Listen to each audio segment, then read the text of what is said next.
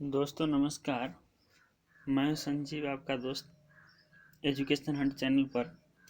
जैसे कि आप सभी जानते हैं कि हम लोग बाल विकास में यूनिट 1 बाल विकास की अवधारणा देख चुके हैं। उसके बाद यूनिट 2 बाल विकास के सिद्धांत, इसको भी कवर अप कर चुके हैं। यूनिट 3 आनुवांशिकता और पर्यावरण, इसको भी देख चुके हैं। यूनिट 4 जो कल आपका ख़त्म हो चुका है, समाजीकरण की प्रक्रिया, सोशलाइजेशन। आज से हम लोग स्टार्ट करेंगे यूनिट 5 पियाजे, कोहलवर और वाइगोत्स्की के सिद्धांत। बहुत ही इम्पोर्टेंट टॉपिक है, तो आइए देखते हैं यूनिट 5 पियाजे, कोहलवर्ग और वाइगोत्स्की। यूँ तो हम लोग जानते हैं पियाजे का संज्ञानात्मक विकास, कोहलवर्ग का नैतिक विकास और वाइगोत्स्की का सामाजिक विकास है। तो आइए देखते हैं। मानव विकास की वृद्धि के कई आयाम होते हैं। विकास की अलग अलग अवस्थाओं में बालक में विशेष गुण देखने को मिलते हैं। इनके आधार पर मनोवैज्ञानिक अवस्थाओं के अनेक सिद्धांत बनाते हैं। विकास की अवस्थाओं से संबंधित सिद्धांतों में पियाजे, कोहलवर्ग, वाइगोत्स्की के सिद्धांत विशेष रूप से प्रसिद्ध है। तो सबसे पहले हम लोग जानेंगे जीन पियाजे के विकास की अवस्था के सिद्धांत। दोस्तों, जैसे कि हम लोग जानते हैं कि जीन पियाजे ने विकास के 4 अवस्था के बारे में बताए हैं। तो आइए पहले इनके बारे में कुछ विशेष जानते हैं। जीन पियाजे स्विट्जरलैंड के एक प्रसिद्ध मनोवैज्ञानिक थे। बच्चों में बुद्धि का विकास कैसे होता है, यह जानने के लिए उन्होंने अपने ही बच्चों पर खोज की। जैसे जैसे वे बड़े हुए, उनकी मानसिक विकास की प्रक्रिया का बारीकी से अध्ययन किया गया। पियाजे का मानना था कि व्यक्ति के विकास में उसका बचपन एक महत्वपूर्ण भूमिका अदा करता है। पियाजे का सिद्धांत विकासी अवस्था सिद्धांत कहलाता है। यह सिद्धांत ज्ञान की प्रकृति के बारे में है और बतलाता है कि मानव कैसे ज्ञान अर्जन करता है, कैसे इसे एक एक कर जोड़ता है और कैसे इसका उपयोग करता है। पियाजे ने व्यापक स्तर पर संज्ञानात्मक विकास का अध्ययन किया है। पियाजे के अनुसार बालक द्वारा अर्जित ज्ञान के भंडार का स्वरूप विकास की प्रत्येक अवस्था में बदलता है और परिमार्जित होता रहता है। पियाजे के संज्ञानात्मक सिद्धांत को विकासात्मक सिद्धांत भी कहा जाता है, चूँकि उसके अनुसार बालक के भीतर संज्ञान का विकास अनेक अवस्थाओं से होकर गुजरता है, इसीलिए इसे अवस्था सिद्धांत भी कहा जाता है। इस अध्ययनों के अनुसार जिन सिद्धांतों को बताया गया है वे है पियाजे के मानसिक विकास के नाम से जाने जाते हैं। संज्ञानात्मक विकास का अभिप्राय बच्चों की एकत्रित करने की क्रिया से है। इसमें भाषा, चिंतन, स्मरण शक्ति और तर्क शामिल है। पियाजे के संज्ञानात्मक सिद्धांत के अनुसार जिससे संज्ञानात्मक संचरण को संशोधित किया जाता है, समावेशन कहलाती है। पियाजे ने अपने सिद्धांत में कहा है कि बच्चों की बुद्धि का विकास जन्म से ही शुरू हो जाता है। मतलब बच्चा जन्म लेता है और उसके बुद्धि का विकास शुरू हो जाता है। जब भी बालक का जन्म होता है वह कुछ क्रियाएं करने में सक्षम होता है, जैसे चूसना, देखना, पकड़ना एवं वस्तुओं तक पहुंचना। उस समय उसकी बौद्धिक संरचना इसी प्रकार की होती है जो उसे केवल यही क्रियाएं करने योग्य बनाती है। जैसे जैसे वह बड़ा होता है उसके बौद्धिक संरचना का दायरा भी बढ़ता है और वह बुद्धिमान बनता चला जाता है। पियाजे के अनुसार संज्ञानात्मक विकास एक निश्चित अवस्थाओं के क्रम में होते हैं। तो आइए देखिए पियाजे के जो विकासात्मक अवस्थाएं हैं उसको 0 से 2, जिसको संवेदी गामक अवस्था बोलते हैं। इंग्लिश में इसको सेंसरी मोटर स्टेज इन्फेंसी बोल सकते हैं या बोलते हैं। नेक्स्ट है 2 से 7 वर्ष तक, जिसको हम लोग पूर्व संक्रियात्मक अवस्था बोलते हैं। उसके बाद है मूर्त संक्रियात्मक अवस्था, जिसको 7 से 11 वर्ष बोलते हैं। और सबसे लास्ट में है 11 से ऊपर, जिसको औपचारिक संक्रियात्मक अवस्था बोलते हैं। तो मूर्त हो गया 7 से 11, अमूर्त हो गया 11 से 15। तो इन 4 अवस्थाओं के बारे में हम लोग बारी बारी से देखेंगे। पियाजे का संज्ञानात्मक विकास का सिद्धांत। पियाजे ने बालक के संज्ञानात्मक विकास को 4 भागों में बांटा है। संवेदी क्रियात्मक अवस्था, जिसको सेंसरी मोटर स्टेज कहते हैं। इस अवस्था की महत्वपूर्ण विशेषताएं निम्न प्रकार की हैं। इस काल की अवधि जन्म से लेकर 1.5 या 2 वर्ष की होती है, जिसे हम लोगों ने अभी देखा 0 से 2 वर्ष। तो अप्रॉक्सीमेट हम लोग मान सकते हैं। इस अवस्था में बच्चा रंगों की पहचान नहीं कर पाता है। 2 वर्ष में कैसे पहचान कर सकता है? हिलते डुलते वस्तुओं के प्रति आकर्षित होता है। कुछ प्रत्यक्ष क्रिया जैसे अंगूठा चूसना, किसी हिलते हुए वस्तुओं को देखना, किसी वस्तुओं को पकड़ने के लिए जिद करना, किसी आवाज़ के प्रति आकर्षित होना तथा गंभीर आवाज़ से डर कर रोना, घर पर बोले जाने वाले एकाक्षर शब्द को बोलना। तो चूंकि अभी जन्म के समय स्टार्टिंग में है, तो ये सारा गुण उस बच्चे में पाए जाएंगे। अब है पूर्व संक्रियात्मक अवस्था, जिसको 2 से 7 साल तक हम लोग मानते हैं पियाजे के अनुसार। इंग्लिश में बोलते हैं pre operational stage. Pre operational stage. इस अवस्था को विद्यालय की पूर्व अवस्था तक प्रतीकों का निरूपण अवस्था माना जाता है। यह अवस्था गणितीय अधिगम के लिए महत्वपूर्ण है। इस अवस्था का मुख्य विशेषता निम्न प्रकार से है। इस काल की अवधि 1.5 या 2 साल से शुरू होकर 7 वर्ष तक की होती है। अप्रोक्सीमेट हम लोग मान सकते हैं, वैसे 2 से 7 बताया गया है। सुने हुए भाषाओं का प्रयोग करता है बच्चा। प्रारंभिक स्तर में पूछे गए प्रश्नों की पुनरावृत्ति करता है। किसी भी वस्तु को लेकर नया खेल खेलना, नए वस्तुओं को देखकर सोचना एवं कल्पना करना, मापन की अवधारणा का विकास होता है। हस्तकला जैसे खिलौना बनाना तथा खिलौने से खेलना। यदि आपको ये थ्योरी क्लियर नहीं हो रहा हो, तो आप प्रैक्टिकल लाइफ में अपने घर के आसपास में उस तरह के बच्चे को, इस एज के बच्चे को आप देख करके फील कर सकते हैं, फिर आपको समझ में आ जाएगी। नेक्स्ट है मूर्त संक्रियात्मक काल, जिसको बोलते हैं कंक्रीट ऑपरेशनल स्टेज। और इससे पहले हम लोग देखे थे पूर्व संक्रियात्मक काल, प्री ऑपरेशनल स्टेज। और अभी हम लोग देखेंगे मूर्त संक्रियात्मक काल, कंक्रीट ऑपरेशनल स्टेज। तो देखते हैं इसकी क्या विशेषता है। इसकी अवधि लगभग 7 साल से 11 साल के बच्चों में देखने को मिलती है। अब बच्चा बड़ा हो रहा है, बच्चे अपनी क्रिया का प्रदर्शन शुरू करते हैं। यह बच्चों के मानसिक विकास का महत्वपूर्ण अवस्था है। इस अवस्था में बच्चे प्रारंभिक विद्यालय में अध्ययन करते हैं। यह अवस्था गणितीय अधिगम एवं गणितीय सोच के लिए महत्वपूर्ण है। तो हम लोगों ने अभी तक 3 अवस्था के बारे में देख लिया। पियाजे के अनुसार 4 अवस्था होते हैं।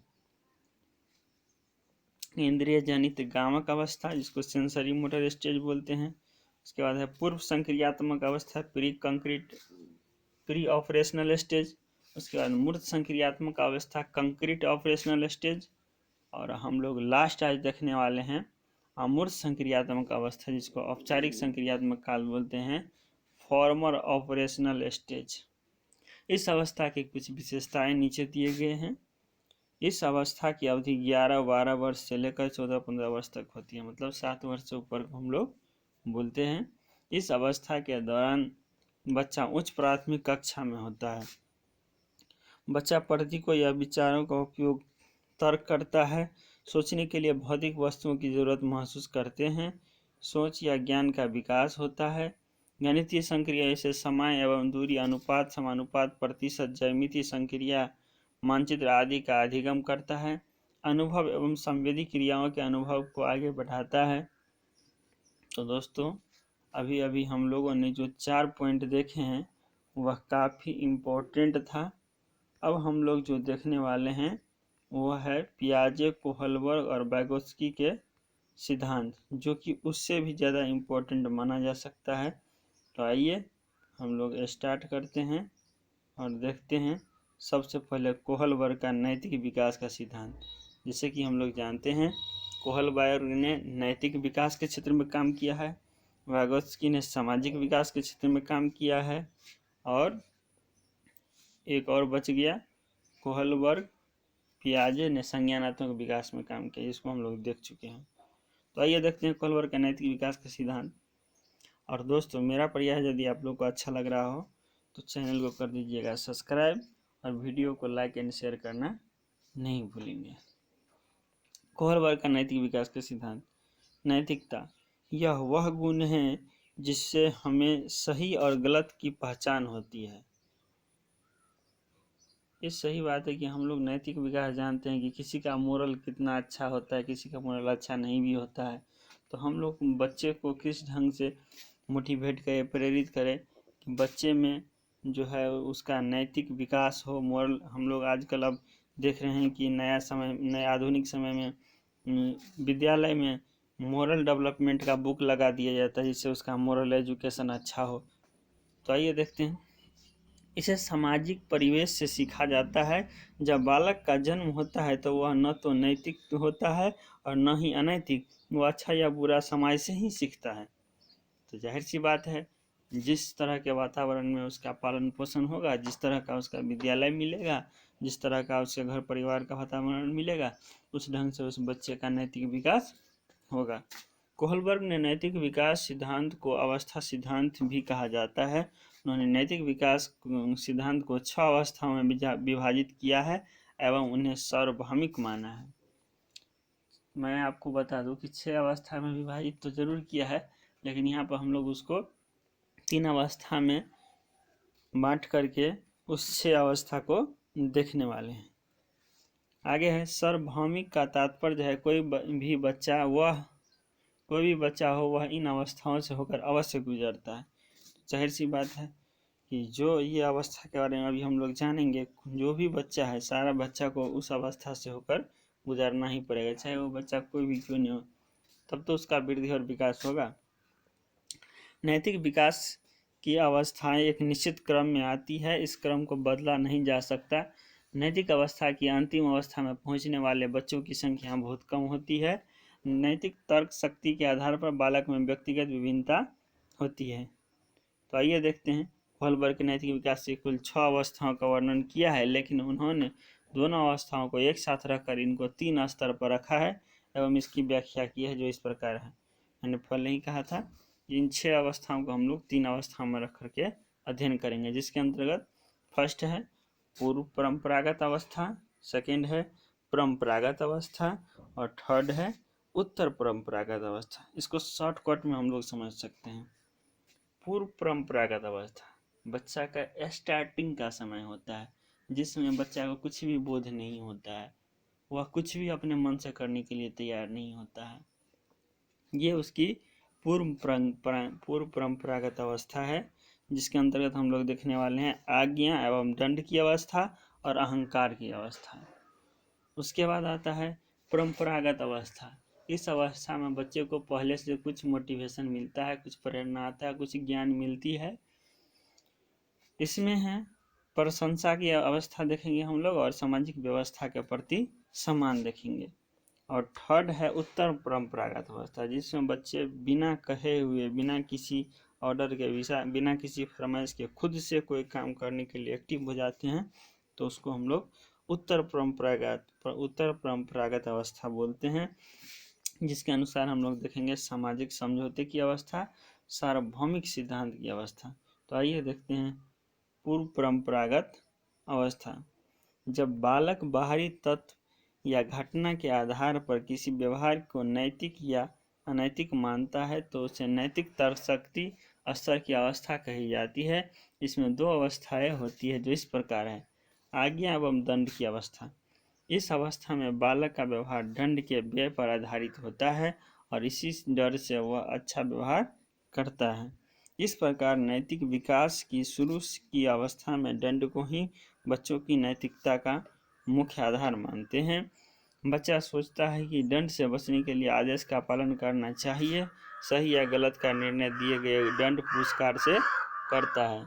तो दोस्तों, ये आपका पहला अवस्था था, स्टार्टिंग पॉइंट। अब ये बीच का अवस्था है जो हम लोग देखेंगे इसके बाद। पहले अहंकार की अवस्था देख लेते हैं। इस अवस्था में बालक का व्यवहार स्वयं की इच्छा को पूरा करने वाला होता है।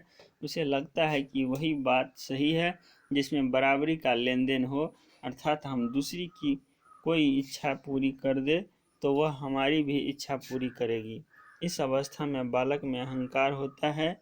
यदि उसका कोई उद्देश्य झूठ बोलने से या चोरी करने से पूरा होता है तो बालक वह काम करता है। इसे अनैतिक नहीं समझा जाता है। तो आइए देखते हैं अब सेकेंड पॉइंट है परंपरागत अवस्था। इस अवस्था में बच्चे का व्यवहार उसके माँ बाप या किसी बड़े व्यक्ति द्वारा बनाए गए नियमों पर आधारित होता है। इसमें दो अवस्थाएं होती हैं जो इस प्रकार है। फर्स्ट है प्रशंसा की अवस्था। इस अवस्था में बच्चा जो भी करता है वह प्रशंसा पाने के लिए करता है। हम आप भी स्कूल में बच्चे का प्रशंसा करते हैं जिससे वह खुश हो जाता है। इसमें बालक समाज को अच्छा लगने वाला व्यवहार करता है जिससे वह प्रशंसा प्राप्त कर सके। उस व्यवहार को ही वह अनैतिक मानता है जिससे प्रशंसा मिलती है। इस अवस्था में बच्चे के चिंतन का स्वरूप समाज और उसके परिवेश से निर्धारित किया जाता है। और बी में दिया है सामाजिक व्यवस्था के प्रति सम्मान की व्यवस्था। अव्यवस्था उत्पादकता में बच्चों के नैतिक विकास की अवस्था सामाजिक आदेश, कानून, न्याय और कर्तव्यों पर आधारित होती है। यह अवस्था अत्यंत महत्वपूर्ण अवस्था मानी जाती है। इस अवस्था में प्रवेश से पहले बालक समाज को केवल प्रशंसा के लिए महत्व देता है। इस अवस्था में पहुंचकर वह समझने लगता है कि सामाजिक नियमों के विरुद्ध प्रत्येक कार्य को अनैतिक कहते हैं। और थर्ड है उत्तर परंपरागत अवस्था। उत्तर परंपरागत स्तर को दो अवस्था में बांटा गया है। सामाजिक समझौते की अवस्था। इस अवस्था तक आते आते वह समझने लगता है कि व्यक्ति व समाज के बीच एक समझौता होता है। व्यक्ति यह मानने लगता है कि हमारा दायित्व है कि हम समाज के नियमों का पालन करें क्योंकि समाज हमारे हितों की रक्षा करता है। अगर नियमों का पालन नहीं करते हैं तो व्यक्ति व समाज के बीच का समझौता टूट जाता है। परंतु यह इस अवस्था में यह समझा जाता है कि समाज की सहमति से सामाजिक नियमों को भी बदला जाता है। और सेकेंड पॉइंट है सार्वभौमिक सिद्धांत की अवस्था। इसे विवेक की अवस्था भी कहा जाता है। इस अवस्था तक व्यक्ति के अच्छे बुरे, उचित अनुचित आदि विषयों पर स्वयं के व्यक्तिगत विचार विकसित हो जाते हैं एवं अपने बनाए गए नियमों पर चलता है। इस अवस्था में बालक अपने विवेक का प्रयोग करता है। तो ओवरव्यू में हम लोग समझ चुके थे और अब लगता है क्लियर हो गया होगा। अब थोड़ा सा छोटा सा एक पॉइंट रह गया है वाइगोत्स्की का सिद्धांत। इसको हम लोग आज खत्म कर देते हैं। लेव वाइगोत्स्की 1896 से 1934 ने संज्ञानात्मक विकास में सामाजिक अंतःक्रिया पर अधिक बल दिया। जैसे कि हम लोग जानते हैं वाइगोत्स्की का सामाजिक विकास का सिद्धांत। जैसे कि हम लोग जानते हैं कि पियाजे ने 4 विकास के सिद्धांत दिए थे और उसमें थोड़ा सा कुछ उन्होंने ध्यान उनका भटका जिसका फायदा उठाया वाइगोत्स्की ने कहा कि पियाजे ने 4 विकास पर तो काम किए लेकिन उन्होंने समाज के महत्व को नहीं समझा, जिसका फायदा उठाते हुए वाइगोत्स्की ने सामाजिक विकास के सिद्धांत पर काम किया और कोहलबर्ग ने नैतिक विकास के सिद्धांत पर काम किया। तो आइए अब देखते हैं वाइगोत्स्की के सामाजिक विकास के सिद्धांत। लेव वाइगोत्स्की ने 1896 से 1934 ने संज्ञानात्मक विकास में सामाजिक अंतःक्रिया पर अधिक बल दिया और कहा कि समुदाय का सीखने में बहुत महत्व है। सामाजिक सीखने सोशल लर्निंग की प्रक्रिया विकास के पहले ही आरंभ हो जाती है। व्यक्तिगत विकास को भी सामाजिक विकास के बिना नहीं समझा जा सकता। व्यक्ति की उच्च मानसिक प्रक्रिया हायर मेंटल प्रोसेस की उत्पत्ति ओरिजिन भी सामाजिक प्रक्रिया से होती है। संस्कृति संज्ञानात्मक विकास को दिशा देती है। संज्ञानात्मक विकास में सामाजिक कारक का बहुत महत्व है। वाइगोत्स्की ने संज्ञानात्मक विकास कॉग्निटिव डेवलपमेंट के लिए भाषा पर बल दिया। तर्क करना, चिंतन करना आदि सभी सांस्कृतिक कारकों को मदद करते हैं। सीखने में शिक्षा का महत्वपूर्ण स्थान ज्ञान की सामाजिक संदर्भ में होता है। इन्होंने कहा बच्चे ज्ञान का सृजन करते हैं, विकास को सामाजिक संदर्भ से अलग नहीं कर सकते। सीखना विकास की ओर निर्देशित करता है। सामाजिक वातावरण सीखने में सहायता करता है। बच्चे की भाषा दक्षता व अनुभव सब व्यक्ति की सांस्कृतिक पृष्ठभूमि से प्रभावित होता है। तो दोस्तों बहुत बहुत धन्यवाद और मिलते हैं नेक्स्ट वीडियो में नेक्स्ट लेसन के साथ।